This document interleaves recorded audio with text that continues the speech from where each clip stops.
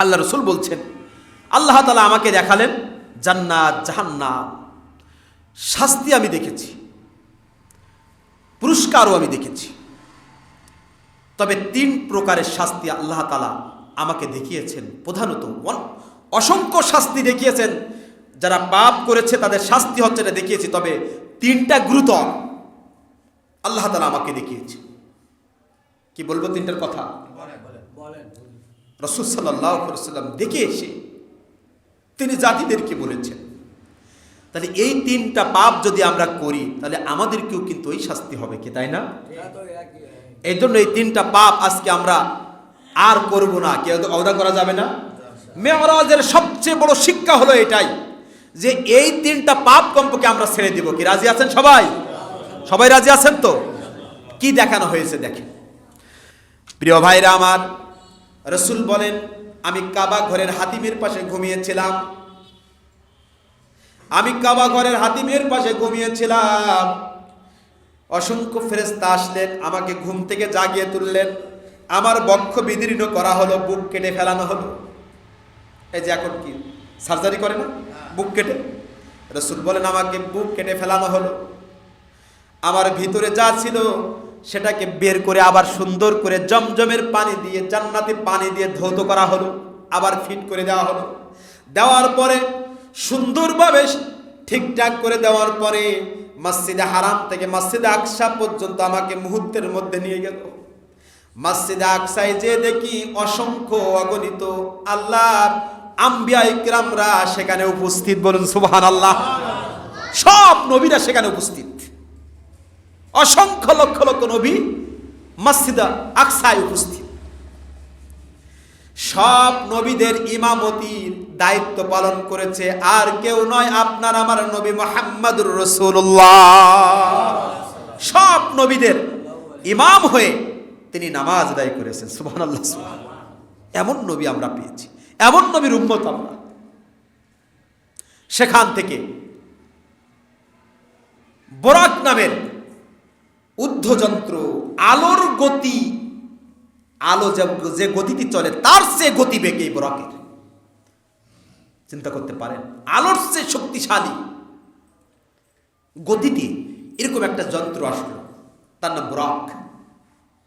আমাকে সেই বুরাক আরোহণ করে নিয়ে চলে গেল প্রথম আসমান, দ্বিতীয় আসমান, তৃতীয় আসমান, চতুর্থ আসমান, পঞ্চম আসমান, ষষ্ঠ আসমান, সপ্তম আসমান, সব পাড়ি দেয়। প্রথম আসমানে যে দেখা হয়েছে আদম আলাইহিস সালামের সাথে, দ্বিতীয় আসমানে যে দেখা হয়েছে ইয়াহইয়া আলাইহিস সালামের সাথে এবং ঈসা আলাইহিস সালামের সাথে। সুবহানাল্লাহ বলেন। এরপরে তৃতীয় আসমানে দেখা হয়েছে ইউসুফ আলাইহিস সালামের সাথে। চতুর্থ আসমানে দেখা হয়েছে ইদ্রিস আলাইহিস সালামের সাথে। সুবহানাল্লাহ বলেন। পঞ্চম আসমানে দেখা হয়েছে হারুন আলাইহিস সালামের সাথে। ষষ্ঠ আসমানে দেখা হয়েছে মুসা আলাইহিস সালামের সাথে। সপ্তম আসমানে যে দেখা হয়েছে জাতির পিতা ইব্রাহিম আলাইহিস সালামের সাথে। সবার সাথে আমার সাক্ষাৎ হয়ে গেছে। সেখান থেকে পাড়ি দিয়ে সিদরাতুল মুনতাহা, এই সিদরাতুল মুনতাহার কথাটাও আল্লাহ তাআলা সূরা নজমের মধ্যে উল্লেখ করেছেন। আফাতুমালাতান উখরা ইনদা সিদরাতুল মুনতাহা। আল্লাহু আকবার।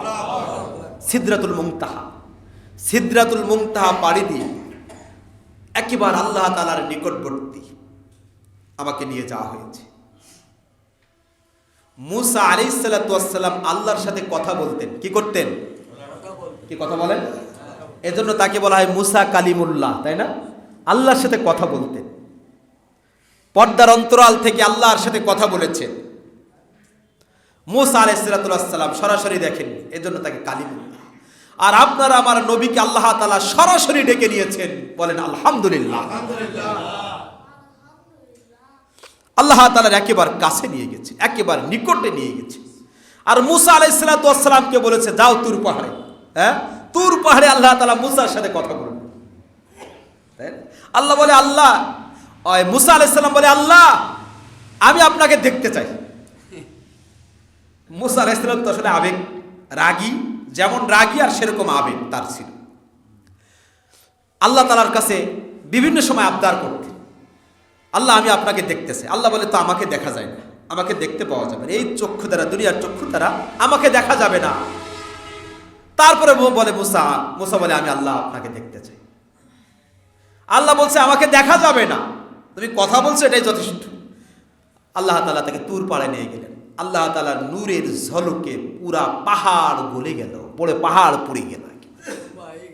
হ্যাঁ প্রিয় ভাইরা, আল্লাহ তাআলা আপনার আমার নবীকে সরাসরি আল্লাহ তাআলার কাছে একেবারে আমন্ত্রণ করে দাওয়াত দিয়ে আল্লাহ তাআলার কাছে নিয়েছেন, আল্লাহ তাআলা দিদার করিয়েছেন। বলেন আলহামদুলিল্লাহ। আরো একটু চিৎকার দিয়ে বলি আলহামদুলিল্লাহ। সব পাড়ি দিয়ে আল্লাহর কাছে চলে গেলেন। যাওয়ার পরে কি দেখলেন? খুব সংক্ষেপে খেয়াল করবেন যে দেখলেন কি। আল্লাহ রাসূল বলছেন আল্লাহ তাআলা আমাকে দেখালেন জান্নাত, জাহান্নাম, শাস্তি আমি দেখেছি, পুরস্কারও আমি দেখেছি। তবে 3 প্রকারের শাস্তি আল্লাহ তাআলা আমাকে দেখিয়েছেন। প্রধানত অসংখ্য শাস্তি দেখিয়েছেন, যারা পাপ করেছে তাদের শাস্তি হচ্ছে এটা দেখিয়েছি। তবে 3টা গুরুতর আল্লাহ তাআলা আমাকে দেখিয়েছে। কি বলবো 3টার কথা? রাসূল সাল্লাল্লাহু আলাইহি ওয়াসাল্লাম দেখে এসে তিনি জাতিদেরকে বলেছেন। তাহলে এই 3টা পাপ যদি আমরা করি তাহলে আমাদেরকেও কিন্তু ওই শাস্তি হবে, কি তাই না? এই জন্য এই 3টা পাপ আজকে আমরা আর করব না, কেউ অবদা করা যাবে না। মেরাজের সবচেয়ে বড় শিক্ষা হলো এটাই যে এই 3টা পাপ কমপক্ষে আমরা ছেড়ে দিব। কি রাজি আছেন সবাই? সবাই রাজি আছেন তো? কি দেখানো হয়েছে দেখেন। রাসূল বলেন আমাকে যখন নিয়ে যাওয়া হলো আমি দেখলাম কিছু মানুষ শুয়ে আছে, আর পাশে কিছু মানুষ তাদের মাথা আঘাত করতেছে, ফেরেশতারা তাদের মাথায় আঘাত করতেছে। ওই মানুষগুলো শয়ন করা মানুষ, শুয়ে থাকা মানুষ, তাদের মাথায় পাথর মেরে মেরে মাথাগুলো চূর্ণ বিচূর্ণ করা হচ্ছে। আমি তো দেখি অবাক হয়ে গেলাম যে কেন এমনটি করা হচ্ছে। আবার মুহূর্তের মধ্যে মাথাটা ভালো হয়ে যাচ্ছে, আবার পাথর দিয়ে মাথাগুলো ভেঙে ফেলানো হচ্ছে, বিচ্ছিন্ন করা হচ্ছে। এ কি কঠিন শাস্তি, কেন এই শাস্তি দেওয়া হচ্ছে? আমি জিজ্ঞাসা করলাম কোন অপরাধের কারণে এই মানুষগুলোকে কঠিন শাস্তি দেওয়া হচ্ছে? যে মাথাটা সব ছিন্ন বিচ্ছিন্ন হয়ে যাচ্ছে, আবার ঠিক হয়ে যাচ্ছে, আবার পাথর মারছে, আবার ভেঙে চুরে চুরমার হয়ে যাচ্ছে। এত কঠিন শাস্তি কেন দেওয়া হচ্ছে? আমাকে জানানো হলো, রাসূল বলে আমাকে জানানো হলো, জিবরিল আমিন আমাকে জানালেন এই জন্য এই শাস্তি দেওয়া হচ্ছে। হলো ওই উম্মত যারা নামাজের ব্যাপারে ছিল গাফিল, তারা সময় মতো তারা নামাজ আদায় করতো না। চিন্তা করেছে কত বড় কঠিন। নামাজ অমনোযোগী, উদাসীন, নামাজ টাইম মতো আদায় করে না। আল্লাহ তাআলা সূরা মাউনের মধ্যে বলেন আল্লাযীনা হুম আন সালাতিহিম সাহুন আল্লাযীনা হুম ইউরাউনা ওয়া ইয়ামনাউনাল মাউন। আরো জোরে বলি আল্লাহু আকবার। যারা নামাজের ব্যাপারে গাফিল, উদাসীন, অমনোযোগী, এরা মুনাফিক। এদের জন্য কঠিন শাস্তি।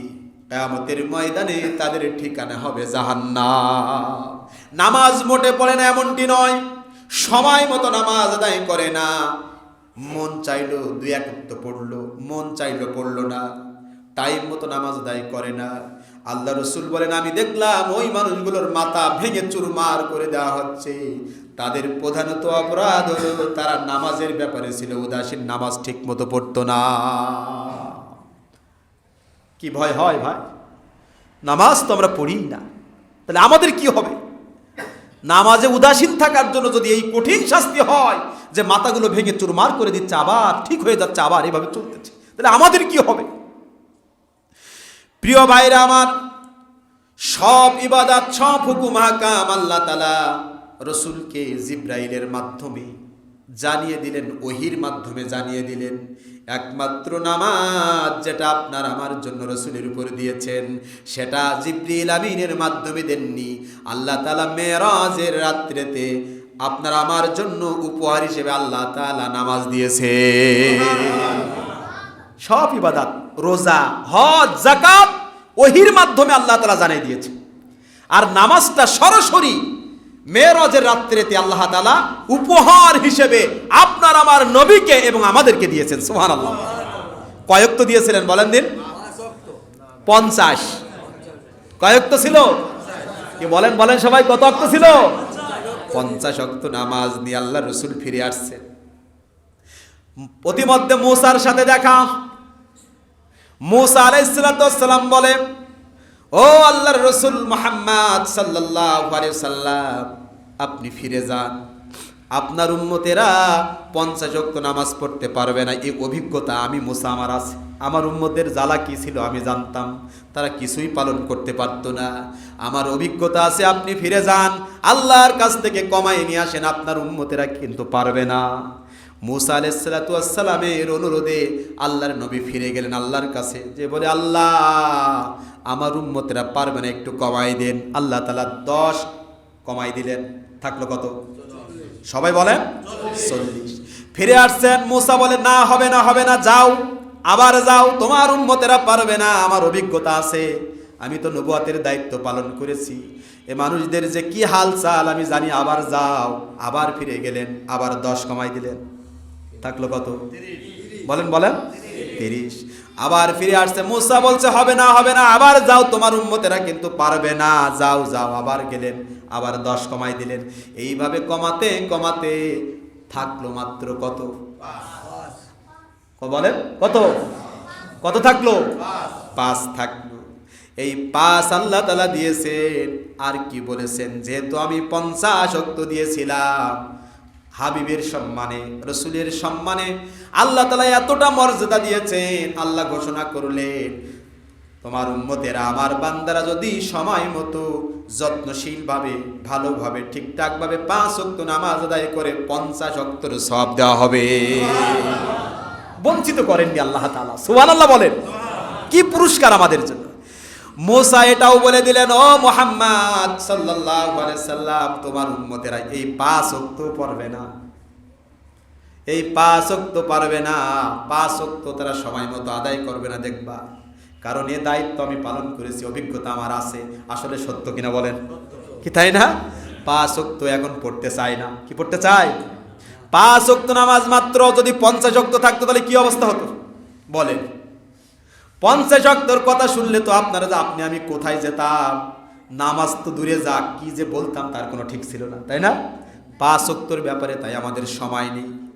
এই জন্য কোনো বান্দা যদি 5 ওয়াক্ত নামাজের প্রতি যত্নশীল হয়, তাহলে সব কয় ওয়াক্তর? বলেন বলেন। কে ছাড়বেন? আর ছাড়বেন না ভাই, ছাড়বেন না। নামাজ ফরজ করেছে আল্লাহ তাআলা, কিয়ামতের ময়দানে 5 ওয়াক্ত নামাজের হিসাব আল্লাহ তাআলার কাছে দিতে হবে। আর নামাজের ব্যাপারে উদাসীন হলে কি শাস্তি দেখেছেন? মেরাজে মাথা ভেঙে চুরমার করে দেওয়া হচ্ছে। তাহলে যারা নামাজ পড়ে না এদেরকে মাথা ভাঙা হবে কি তাই না বলেন? আল্লাহ রাসূল দেখে আসলেন। আর একটা প্রকার, 2টা প্রকারের কথা বলে আমি শেষ করে দিচ্ছি প্রিয় ভাইরা আমার। আর এক প্রকারের শাস্তি রাসূল সাল্লাল্লাহু আলাইহি সাল্লাম দেখলেন, যে একটা রক্তের নদী, সেই নদীতে সাঁতরাচ্ছে, কিছু মানুষ সাঁতরাচ্ছে, আর তার মুখের ভিতরে পাথর ভরে ভরে দেওয়া হচ্ছে, গালের ভিতরে পাথর ঢোকায় দেওয়া হচ্ছে, পাথর মারা হচ্ছে, আবার সাঁতরাচ্ছে, আবার কিনারে আসছে, আবার পাথর মারতেছে। রাসূল জিজ্ঞাসা করলেন, এ কি কঠিন শাস্তি, কেন এই শাস্তি? তখন রাসূলকে জানানো হলো, ইয়া রাসূলুল্লাহ, এ হলো ওই সব মানুষেরা যারা দুনিয়ায় সুদ খেত। সুদখোর আছে না নাই? কি কথা বলছেন না সবাই? না? হ্যাঁ, দুনিয়ায় আপনার মজা লাগতে পারে, একটু ভালো লাগতে পারে, একটু অর্থ বেশি হতে পারে, কিন্তু কঠিন শাস্তির মুখোমুখি হতে হবে। সুদখোরের ব্যাপারে আল্লাহ তাআলা কোরআনে বলেছেন, ও সুদখোরেরা, তোমরা প্রস্তুত গ্রহণ করো আল্লাহর সাথে রাসূলের সাথে যুদ্ধ করার জন্য। কত বড় কথা! আল্লাহর সাথে যুদ্ধ করে কেউ টিকবে? কি কথা বলেন? কেউ পারবে? তা আল্লাহ সরাসরি সুদখোরের বিরুদ্ধে যুদ্ধ ঘোষণা করেন, তাহলে কি অবস্থা চিন্তা করেন, তার পরিণতিটা কি হবে? এই জন্য কিয়ামতের ময়দানে এই কঠিন শাস্তি তাকে দেওয়া হবে, যেটা রাসূল মেরাজের রজনীতে দেখে আসলেন। আর একটা শাস্তি রাসূলকে দেখানো হয়েছে, একটু খেয়াল করেন, এইটা বলে আমি শেষ করে দিচ্ছি, সময় হয়ে যাচ্ছে। আর একটা শাস্তি রাসূল দেখলেন যে হাতে এই এখানে পিতলের নখ লাগানো, পিতলের মতন নখ বড় বড়, এই নিজের নখ দিয়ে নিজের চামড়াগুলো টেনে টেনে ছিঁড়ে ফেলছে, গোশতগুলো ছিঁড়ে ফেলছে, আবার ভালো হয়ে যাচ্ছে, নিজের শরীরগুলো সব ছিঁড়ে ফেলছে। রাসূল বলছে, ই আবার কি অবস্থা দেখলাম, কি দৃশ্য দেখলাম, এদের কি অপরাধের জন্য এটা করা হচ্ছে? তাকে জানানো হলো, ইয়া রাসূলুল্লাহ, এ ওই সব মানুষেরা যারা দুনিয়ায় বসে বসে মানুষের গীবত করত। কি করত? গীবত করত। তাহলে 3 প্রকারের শাস্তি, প্রধানত বেনামাজি যারা নামাজ পড়েন এদের শাস্তি দেখলেন, সুদ করে শাস্তি দেখলেন, গীবতের শাস্তি দেখলেন। এই 3 প্রকার পাপ আমাদের মধ্যে আছে না নাই? আরো জোরে বলেন, আছে না নাই? এই 3 প্রকার পাপের সাথে আমি সহ আমরা সবাই প্রায় জড়িত, তাই না? আমরা এই পাপ থেকে বেরিয়ে আসতে চাই, ঠিক কিনা? আজ থেকে আমাদেরও তওবা করতে হবে, ওয়াদা দিতে হবে আল্লাহ তাআলার কাছে, আমরা আর এই 3টা পাপ আর করব না। কি রাজি আছেন? রাজি আছেন তো সবাই? আল্লাহ তাআলা যেন আমাদের সকলকে কবুল